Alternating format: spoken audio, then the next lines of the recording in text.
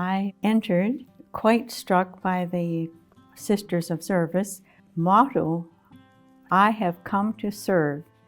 And nursing was my whole life, and nursing is serving, hands-on serving. But I really never articulated service or even what our charism was until many years ago I read an article called In the Service of Life. She described how serving is different from helping. Helping is based on inequality. It is not a relationship between equals, and people feel this inequality. When I help, I have a feeling of satisfaction. When I serve, I have a feeling of gratitude. So I really am grateful for the motto, I have come to serve and to be a sister of service. Amen.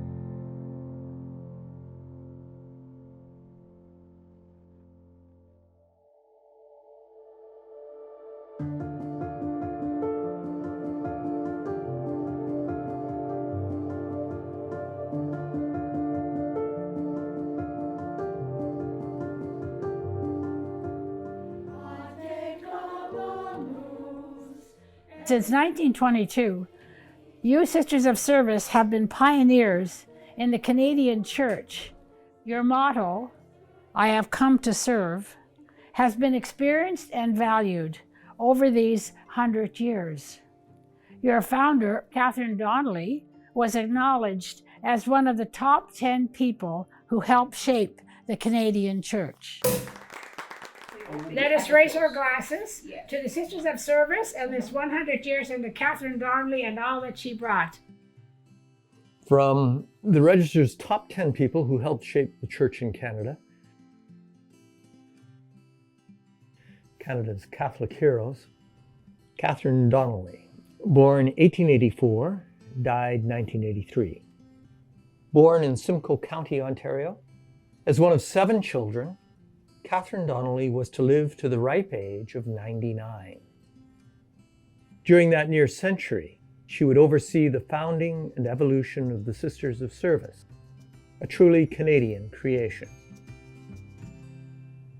Catherine Donnelly was the daughter of Irish immigrants. She was raised on a farm. So this is late 19th century with certainly a hard life and brought up with an Irish Catholicism that was traditional. The church was part of their lives. And when her mother died, she had to assume financial responsibility of the family from her early 20s. But her real vocation was teaching. She and her friend decided to go out to Alberta. Now this is at the end of the war.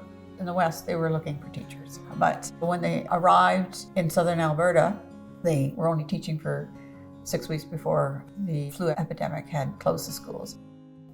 Catherine Donnelly looked around and realized that there was no religious faith, or particularly the Catholic faith, which she called a treasure, because the church was establishing in the larger centers. Here were these immigrants who had just come in, trying to eke out a living on the prairies and experiencing lack of support from a parish or from a church and from the clergy, and the religious were mainly in the cities. So I think she saw that as a compelling reality, and God gave her the grace to say, what can I do about it? Where do I fit in all of this? The founding of a Catholic order, a new Catholic order, is an enormous event, an important event in the life of the church. It was also an extraordinary time when we were faced with these huge levels of immigration. When Catherine Donnelly gets going, you've got this wave coming of really refugees from the First World War. The Ukrainians, the Poles, all of these people that were coming into the Western Canada at the time. You had to have a new mode, a new way of doing things.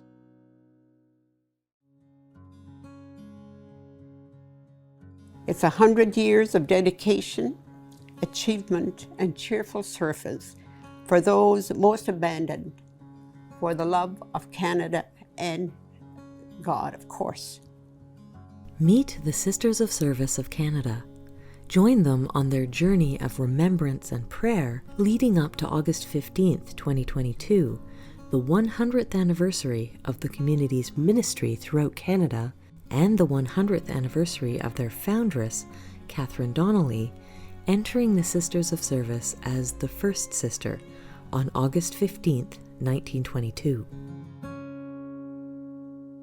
To capture this essence, I would like to quote from Michael, one of our residents at Presentation Manor, who has just read To Do and to Endure by Jean Beck.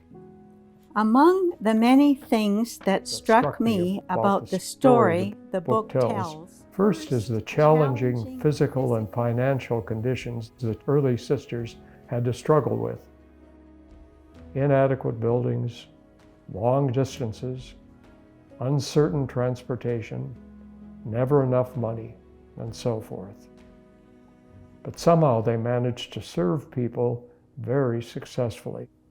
The second thing is the profoundly spiritual dimension, so obvious in the life of Catherine Donnelly, her collaborators, and her successors. My gratitude to you, your fellow sisters, both past and present, Sister Joan, for your sterling example of what a life of loving service to others really means. And now I invite us to once again... Catherine Donnelly intended the Sisters of Service as a breakthrough in how women religious served the Church and the people of God. As with a few women religious innovators in the US and Australia, Catherine wanted her community members to be able to serve the needs of pioneer Canada no matter the hardship. This required a new way to dress, away from the cumbersome robes of the day, and a new way of life, away from heavily regulated convent life to living alone or with one or two others. Beyond these outward expressions of change, Catherine sought to define a new charism of service that would include respect for differences in others, whether they be Catholic or Protestant or no faith at all.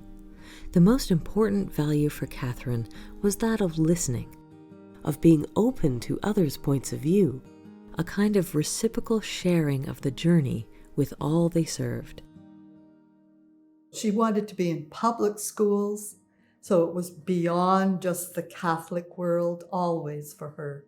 She broke through the boundaries of just the Catholics staying with the Catholics. It was always to embrace everyone.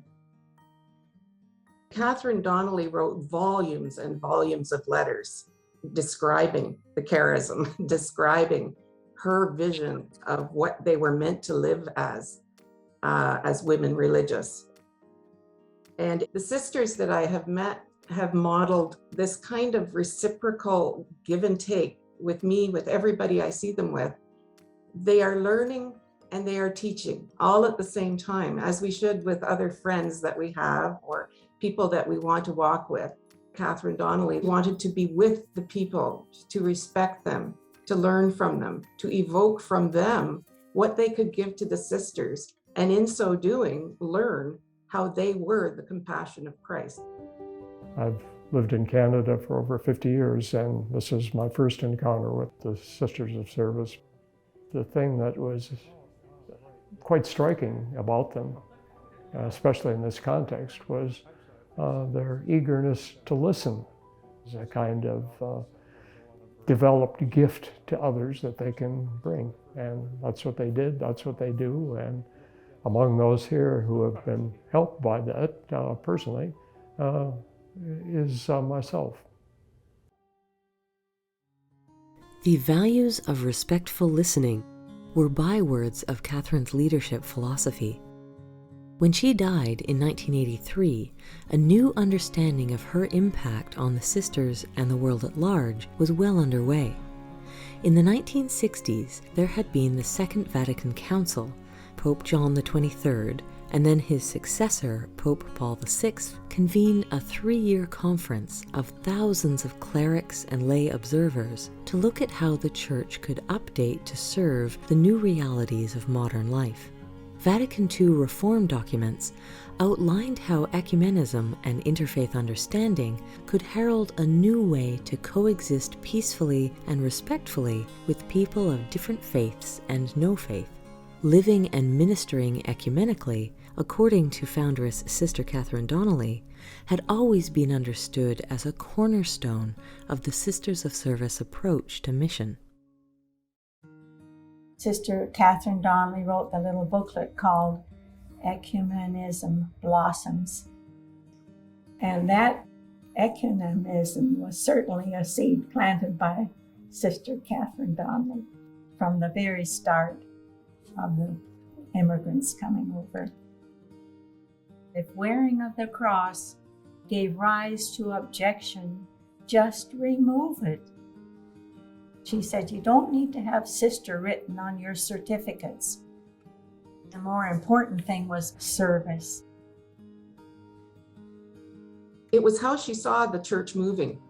She was not only a witness to Vatican II, she was one of the people who was acting out what would eventually become the wisdom of Vatican II in terms of working with other people of other denominations, other faiths.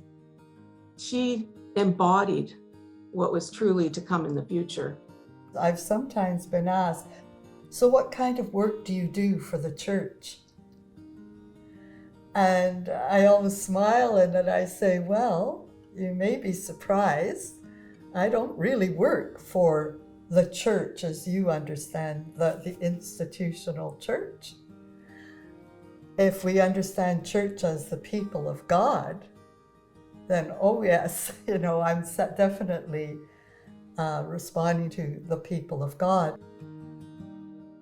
Catherine Donnelly did represent a different type of woman religious, and that was why the 94 women that entered the Sisters of Service in the first 6 years, was only a third of them actually made first vows, because these women realized, that's not the life I want, because it was more of an independent life, and their communities are 2 or 3 people, and sometimes just 2 people in the smaller communities. But the ones that made the vows, all these women had the same ingredients. They did have a spirit of adventure, just as she did, and they also had an innate feeling for the people, and were as poor as the people. So they weren't young girls out of high school. They were all seasoned women who had worked in offices, nurses, teachers. They wanted people who could think for themselves. They were to live with the people. Some of them were just as smart and as tough as Catherine Donnelly, and that's what she liked about them. They had a backbone. Catherine Donnelly's vision of being present to others as an essential part of the life of a sister of service actually called forth care in others. And this mutuality really built Christian community. We're all in this together. That's what was alive back in those days. We're all in this together. We need each other. And that care that being of service to each other, that's the work of God. That's the gospel. The CWL decided to help the Sisters of Service financially as they began in 1922. It's interesting how our histories kind of connected one another all along. First of all, service. The charism from the Sisters of Service is a big, big part of the Catholic Women's League. And I like the way they would dwell on being present to the times, present to the issues of the day. And this is so important for us to think about in the Catholic Women's League. Catherine Donnelly had a special connection to the Sisters of St. Joseph of Toronto, who had welcomed Catherine's sister, Mary Loretto Donnelly, now called Sister Justina, as a member. And then, from 1922, the St. Joseph Sisters provided the Sisters of Service with administration and training over the first 6 years of SOS existence. It was the beginning of a friendship that would flourish throughout the SOS 100 years. Father Daly, Redemptorist, was asked to work with our community in the early years. It was important to have a male figure with a hierarchical church. And he was the organizer. He was the one that teamed up and pulled it together. Catherine wasn't too interested in administration coming to our headquarters. She was very passionate about teaching, about serving others, going out and being sent out among the people, those who are in need. Catherine's incredible spirit of strength and determination, her readiness to be courageous and daring and bold and moving out to places others have not gone. Once she was there in the West, where she felt really drawn and called, her deep spirit was to be truly present to the people, building Christian community through the children. That was her vision. Happy birthday to you. Happy birthday, dear Margaret. Happy birthday to you. Thank you very much. We are celebrating your 100th birthday, 100 years of life. Oh my goodness.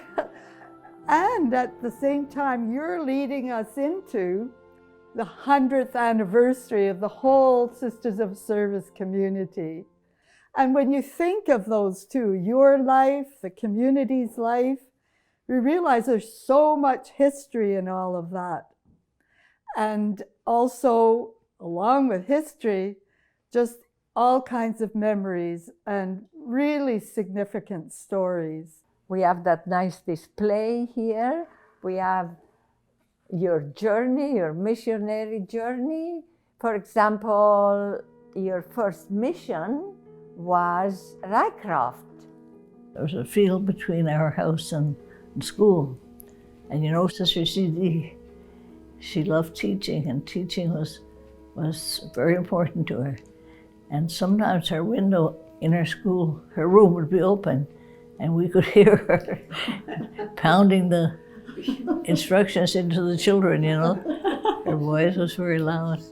I like your memory of CD, and I have one as well. The year that I was studying in Rome, CD wrote me a letter, pages and pages, that big writing, you know.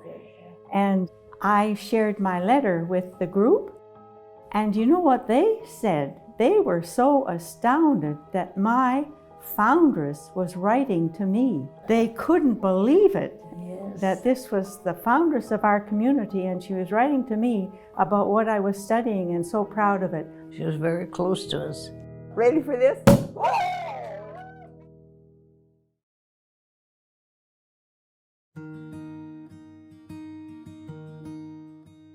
My eyes already touch the sunny hill, going far ahead of the road I have begun. So we are grasped by what we cannot grasp. It has its inner light, even from a distance, and changes us, even if we do not reach it, into something else, which, hardly sensing it, we already are.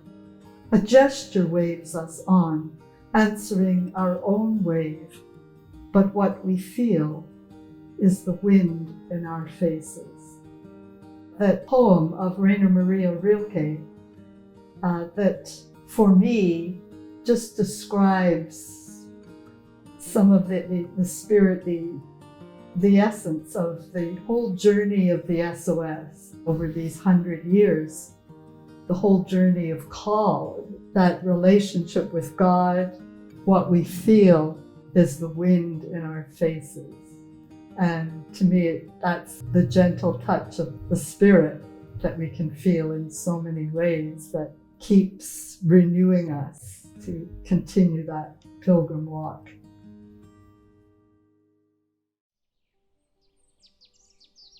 For a full year leading up to the 100-year celebrations on August 15th, 2022, the Sisters of Service journeyed through their past, the century of Sisters of Service history, and the recent half-century during which their own lives of service ministry unfolded, changing ministries as needs changed, always upgrading academic qualifications, learning on the job, and often as not, working in non-Catholic secular situations, just as Catherine Donnelly advocated. When I came to the West, to Norway, I landed in a public school. It caused a certain amount of anxiety to me.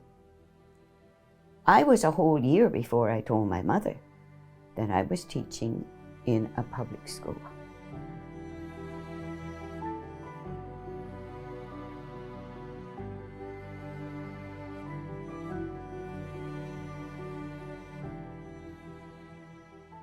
In those very early days, parents would come in and sit in on the class.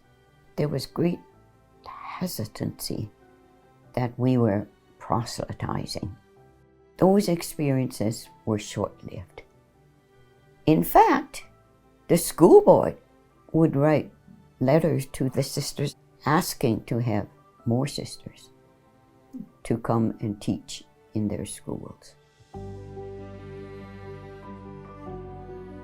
In the Yukon, I was regional health educator for the territories, connecting with local women in the communities to promote a program called Home Visiting. The classes were about 2 weeks long, and it gave the women an opportunity to work with the community nurse to become more proactive in the whole area of healthcare delivery.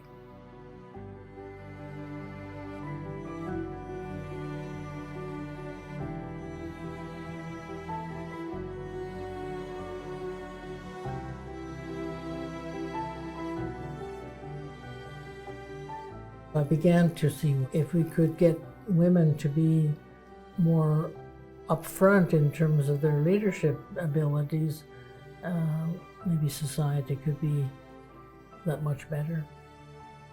One delightful young woman had alcohol issues and relationship issues, and she decided to shape up. And she got her diploma in nursing and became a very significant worker in the community.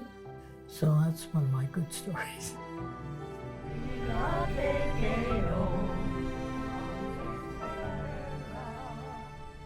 I grew up on a farm. The Indigenous were familiar to me, but the plight of the Indigenous in the city was quite different. I got hired by Children's Aid Society of Winnipeg for a field office in the Indian Métis Friendship Center. I learned a lot through that. The frailty of human nature, the injustices of structural poverty and racism was beyond my imagining.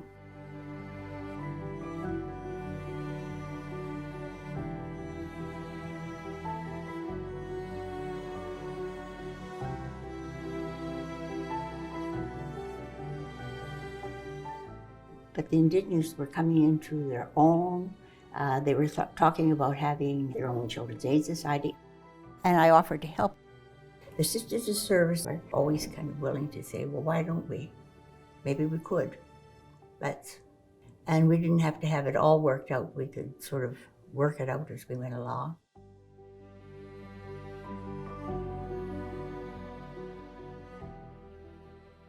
When I went first to James Bay, it was the birthing of a Native mental health program. There was nothing. Mental health had never been heard of, and persons had never shared their pain. I was told numbers of times, we don't need you here. We have our own healers. So I kept trying to find ways to connect by freighter canoe to get across the river, skidoo taxi, or the real taxi across the winter road, or by small plane. The pilots used to call me the flying nun.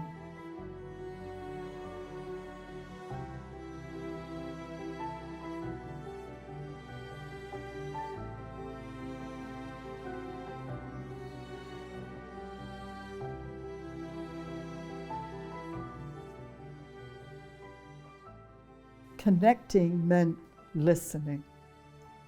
And my listening gradually opened up incredible pain. And one of the greatest gifts I received was hearing someone say, "Go see Sister Mary Ellen. She's good to talk to."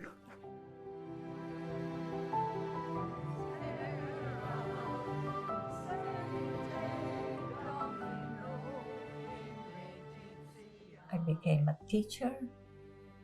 I worked for 2 years in a school near St. John's, Newfoundland, and then by then I started knowing the call that Catherine Donnelly had to go to remote places where the need was greater. I did find an isolated fishing harbor. Teachers before, young people, couldn't take the isolation and left before the school year was over, most years.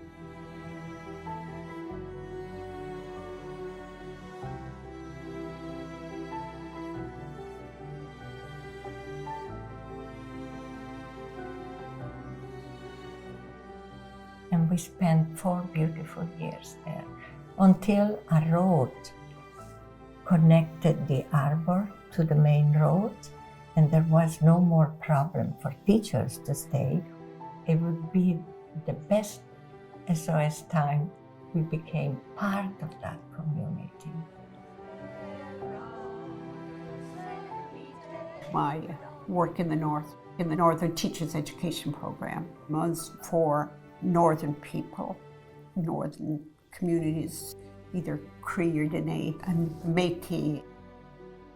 Profs would come to the North to teach the teachers. Teachers training in their own community, in their own schools.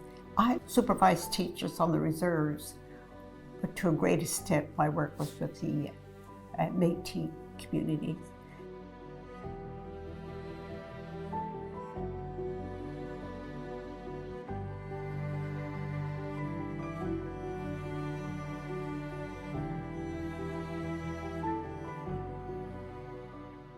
I learned at a classroom. It wasn't a classroom, it was their home.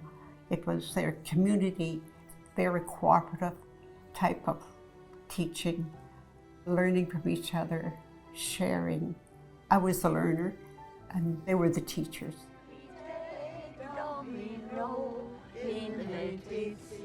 I went to do public health in high-level Alberta and to branch out into all of the remote areas around the north to minister to these people who had nothing and were far away from anything.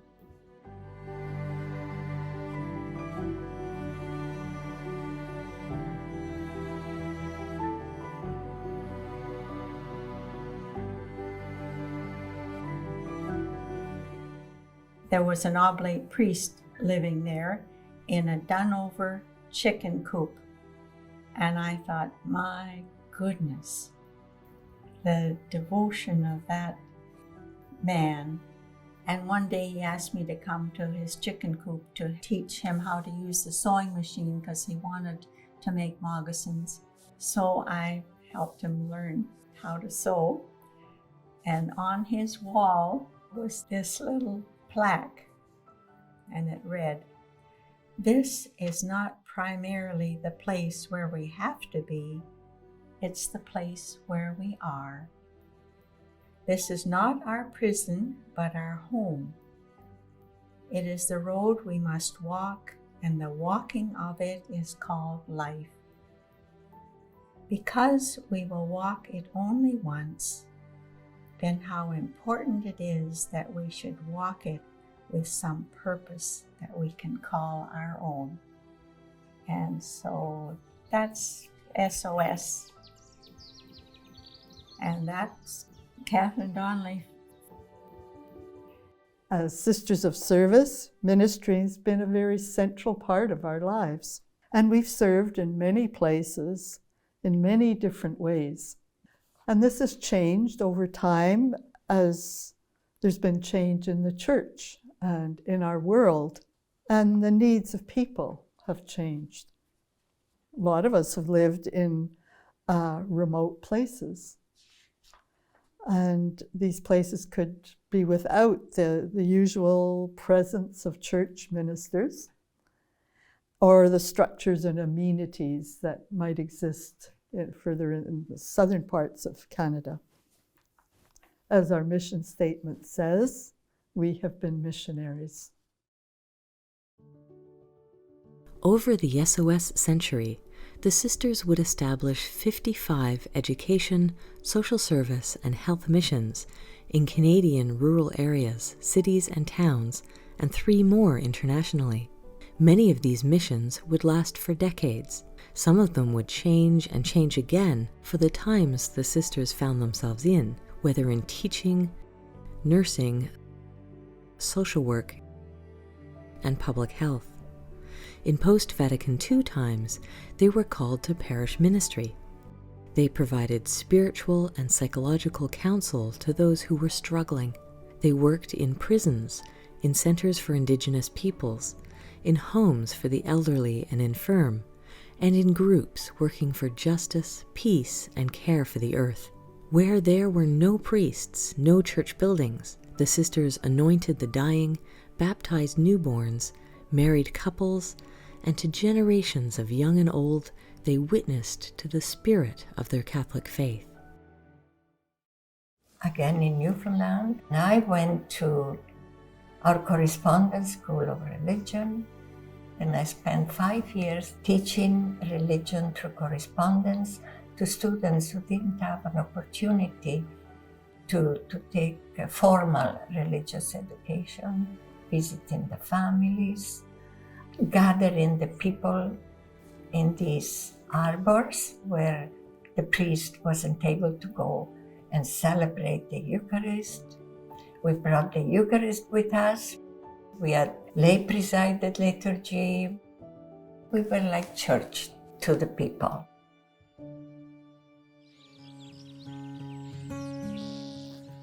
I entered in 1967, and then I really didn't know much about Catherine Donnelly. At the novitiate, she was presented to us as being the first sister of service. Never mentioned that she was the one who had the inspiration of founding the community. But what we were taught at the novitiate was the purpose of the community, to go out and serve in teaching, nursing, and social work in places where the need was greatest. And that stayed with me. So where did I meet Catherine Donnelly? It was on Men Alive, much like you. And wow, It was a lonely land, especially for the thousands of immigrants who arrived daily. Many of the immigrants were Catholic, but their church was not equipped to help them. All this bothered a spunky young schoolteacher from Alliston, Ontario, Catherine Donnelly. Then I started to take in what I had experienced in the sisters I worked with, or I knew that they, even though it wasn't said so, they were all living the charism and spirit that God gave initially to Catherine Donnelly. And it just felt so right in me. Looking at that Man Alive program, and then reading her biography, and then the book written on her spirituality. And so from them, she became a real person for me, you know, with her strengths, her weaknesses, her struggles. And I could identify with all of that. Over the post-Vatican II decades, religious communities worldwide, including the Sisters of Service, saw their numbers diminishing with few new applicants coming their way. Even so, they went back to their histories to discover their founders, their original inspirations or charisms and intentions. The Sisters of Service researched and published key historical works on their foundress. In 1989, 8 years after the CBC's Man Alive program on Catherine Donnelly and her successors, the sisters worked with scholar Father John Manuel Lozano to review the precise nature of Catherine Donnelly's foundational charism and how this had been lived throughout SOS history.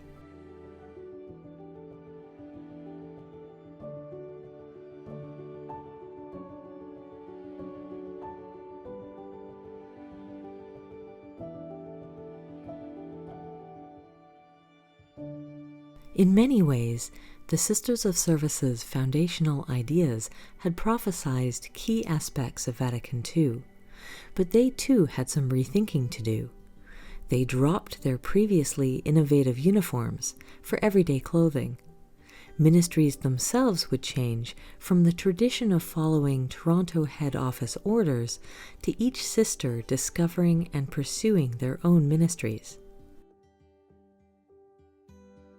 They discarded their top-down decision-making for what is known as circle governance. Everyone has a say. Decisions would be consensual. Circle governance was a way of having kind of mutual responsibility and shared accountability, shared responsibility, more a little interdependent. It was time-consuming. It was messy. Everybody knew every step of the way, all along the way. Their voice was heard, they knew what was coming, and could participate.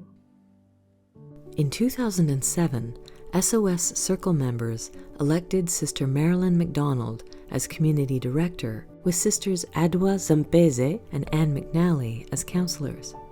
Their mandate was to begin the process of dying out.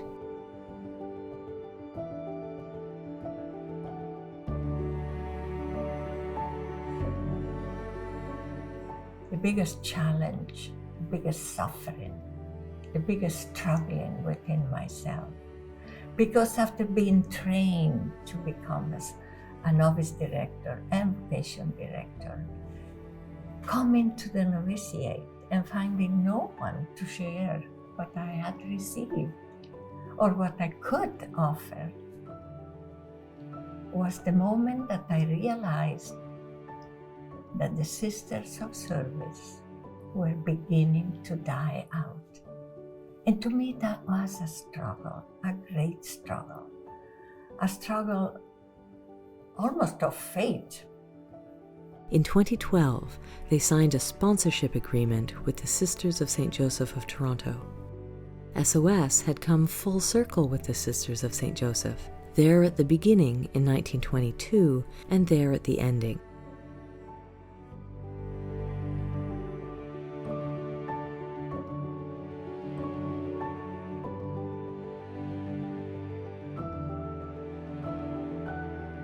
We were blessed to have a warm and caring community, the Sisters of St. Joseph of Toronto, who sponsored us with open arms, while for us, still remaining who we always were, Sisters of Service, until the last sister will die. At the sponsorship ceremony, the Sisters of St. Joseph cried with us and rejoiced with us. It had all come to an end, or had it?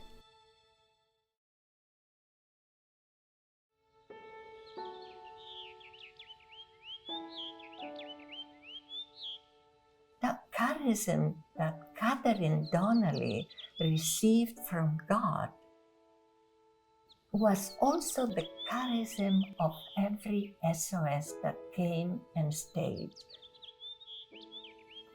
From the beginning to the present,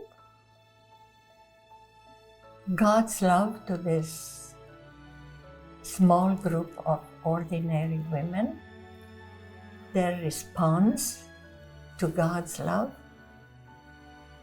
and the spirit, the charism of the SOS will continue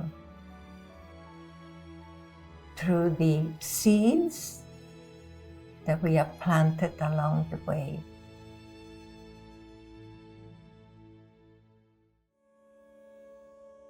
As I've entered more deeply into eco-spirituality, it's just opened up for me a whole other way of understanding service. The nature of all of creation is to be part of the web of life, living in an interconnectedness, all contributing to the life and good of others. So there's this ongoing cycle of service to each other. That's just built in to creation. Stations of the Cosmos. Thomas Berry, Passionist priest and cultural historian, argues that our culture needs a new story to guide it into a less destructive ecological age. Such a story would integrate the scientific account of the environment. And this is God's vision of the earth and the universe community of service and love, and that's who God is, this giver, so that there can be love in return, service, and it goes back and forth and around through everything in creation. And that's really that interweaving of love and service that we reflect then as Sisters of Service. Having rediscovered Catherine and her foundational charism, the sisters better understood their own personal versions of charism. Not only how they themselves were living it, but also they began to see that the charism was not only theirs, but a spirit of the times. Catherine's era, and 50 years later, the spirit behind the ministries of the present SOS generation, and perhaps, they hoped, a spirit for all times, especially for those who wish to serve, to be part of mending a broken world. Hello, it is an honor to be with you as we, Sisters of Service, go about our task of getting in touch with all the key people who've been a part of our journey. I came into the Catherine Donnelly Foundation at the point that it was already in motion. And the Sisters of Service were out of sort of the normal tradition even at that time. And throughout all of their history, they weren't really institutionally oriented. They were oriented externally. The courage with which the Sisters of Service tackled the problems of their day, and they're leaving a legacy to allow others to tackle the challenges of today, is their recognition that the world is changing and that let's try and find another way of impacting on the world.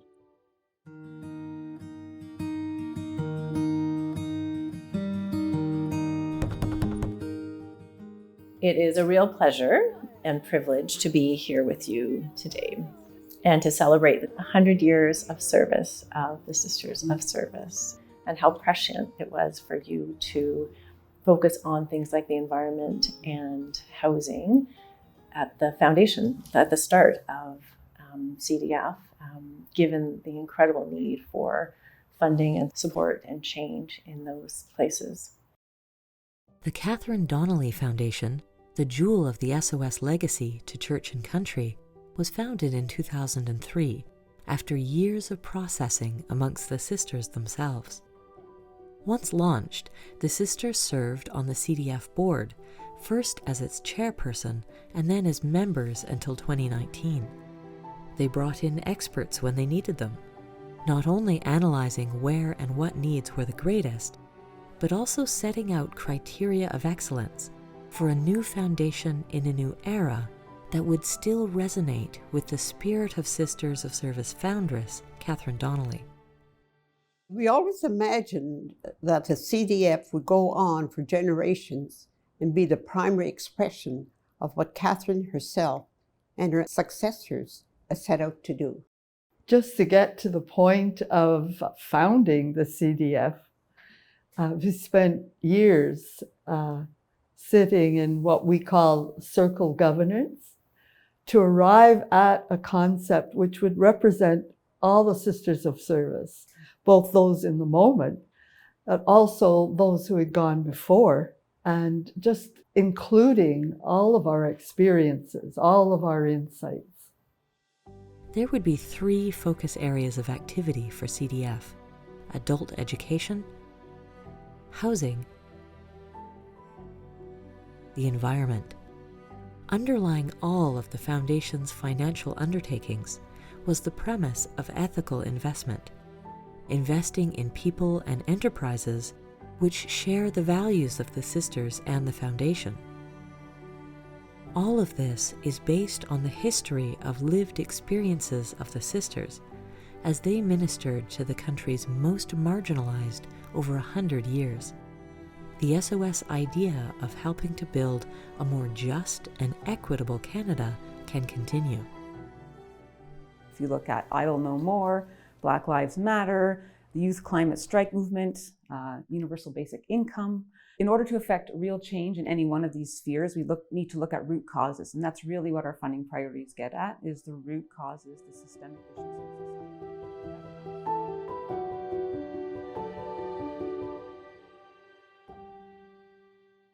So when we look at the role of the sisters in the Center for Religious Education and Catechesis, we were so aware of how they came to us with their attentive listening, their deep interest in our projects, and their ongoing interest in the research and what developed from it. And we warmly congratulate the Sisters of Service. We congratulate you and are so grateful for your ongoing work with us at the Center. In 1925, and at the request of diocesan bishops, eventually across the country, the sisters began their half-century of religious education ministry, both parish-based and through correspondence teaching for children growing up in the hinterlands of pioneer Canada. The SOS approach to catechetical learning would develop through discerning their students' spiritual starting points and real-life situations. And this evolving approach continues today through their endowment of St. Paul University's Center for Religious Education and Catechesis. I would like to congratulate the Sister of Service on their 100 years, because they have been walking and learning and discerning how they can continue helping and supporting vulnerable women in the future, but also they have been discerning and learning from us, I as a former refugee, and they are seeing how we are when we are in a safe place, how we can be ourselves. That's why the Sister of Service gave the endowment to the Canadian Council for Refugees, and we need to continue the legacy of the Sister of Service, learning for refugees who just arrived, but also a new learning how I can advocate through the Canadian Council for Refugees to keep the door open for more refugees and protect more women. In 1923, and over the next 70 years, the Sisters of Service opened up residences for single women, including refugees from all over the world, as well as young women migrating from Canadian farmlands to the big cities. All these residences drew young women who were away from home. And because we listened to them, because we gave them a place, a safe place to be, and I think it meant an awful lot in the lives of the women that were there. We lived with the residents. They saw us morning, noon, and night. It was a way of being in the church, and I think it was a gift to the church of the time, and a way of presence to what was happening in our country. The Halifax Women's Residence is memorialized in Canadian immigration history for its decades of welcoming refugee newcomers coming into Canada through Halifax's Pier 21. The SOS support of refugee women and families continues with the SOS endowment of the Canadian Council for Refugees, with a special emphasis on the settlement needs of women refugees. The application for the CWLF program requires that you are Catholic. That being said, it is understood that your leadership role is within the community for everyone. You know, we are all called to love and serve everyone. So that part of the Sisters of Service, their charism to serve everyone in the community, is also what we are learning to do as leaders, to not be judgmental, to just be there present for everyone. In 2012, the Sisters of Service initiated and endowed the Catholic Women's Leadership Foundation. In partnership with the Catholic Women's League of Canada, the foundation is providing Catholic women leaders with academic training to support their upcoming leadership roles within the Church. I will pass your kind and insightful words on to the sisters. So if we don't look for the sources that made us who we are, we're going to lose not just our identity, but a sense of direction too. Whether it's a priest like Moses Cody thinking about the structure of the economy, or Catherine Donnelly thinking about how we welcome one another, how we live together, how we build a future for that next generation. These things sit there below the surface of the life of the Church in Canada. And here we are 100 years later, in the midst of another devastating pandemic. Catherine Donnelly's religious calling came in 1918 in the midst of a global pandemic where she encountered great need and believed that God was calling her to respond. This led to the founding of the Sisters of Service in 1922. Reflecting on this history makes me wonder if there are people today like Catherine who are as attentive and listening for a call like hers.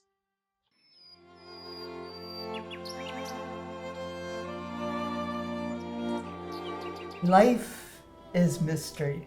Life is full of mystery. So we can look at this little group of women who are healthy enough and who are living today. How are we the ones who are here at this time to celebrate 100 years? It's mystery. Today we gather at Mount Hope Cemetery to honor our deceased Sisters of Service. As we celebrate the annual memorial service, we remember and give thanks for their dedicated service and gifted leadership.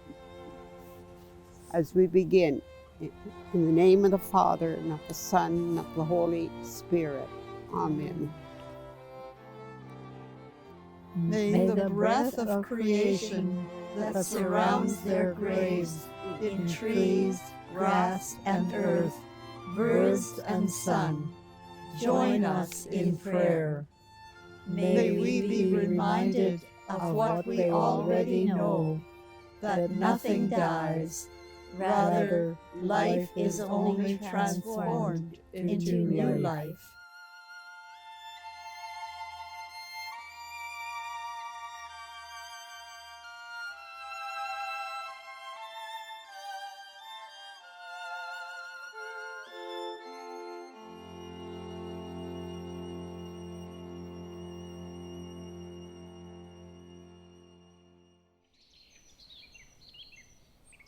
What do we celebrate on this joy-filled day? Life's what we celebrate on this joy-filled day. Life so fragile, life so free, life that's lived abundantly, and life... Good afternoon, everyone, and welcome. I have worked with the sisters for quite a long time, so I think I can speak confidently for the sisters in, first of all, welcoming each and every one of you here. My spirit name is Wild Rose, given to me by my grandmother. I'm a member of the Crane clan. I come from a small reserve, Northern Ontario, on the north shore of Manitoulin Island, called Birch Island. I am extremely honored to be here. I must tell you that I was with the Catherine Donnelly Foundation for a number of years, moved up the ranks from newbie to being on the executive, and it was the most fun and the most rewarding volunteer work I think I've ever done. We say miigwech, miigwech, chimiigwech. Thank you very much. It's been a journey of 100 years, and it's just halfway through for sure. There had never been a religious community like yours in Canada. It was, to our Toronto sisters' eyes in 1922, untraditional. But it would seem to me that over the course of many decades and after Vatican II, this experiment was no longer an experiment. It had instead become the common reality for most women religious, as we heard God's call to be closer to people and their communities, to live among them, and to know and serve them better. And that's exactly what the Sisters of Service had been doing. Thank you for your vision and asking us to be your sponsors. And congratulations on your centennial celebration. What do we celebrate on this joy-filled day? Hope's what we celebrate on this joy-filled day. As a child, I eagerly looked forward to the letters that Aunt Agnes Bruning wrote from Vilna and Edson in Alberta, describing the life of the sisters in those mission hospitals and the work they did, sometimes in very difficult days. I bring much admiration and appreciation for the years of dedicated and very down-to-earth service this community has given to so many. I think the only way we do service to the Sisters of Service is by taking that model and applying it in our own lives. Congratulations and thank you to the Sisters of Service for a job well done. Cheers. For the past, we have nothing but gratitude. In the present, we rejoice in the fact that you were able to join us this evening. And for the future, we leave a legacy of hope in the immense possibilities of life and of service with love, which we can expand right across Canada and around the world. Love's what we celebrate on this joy-filled day.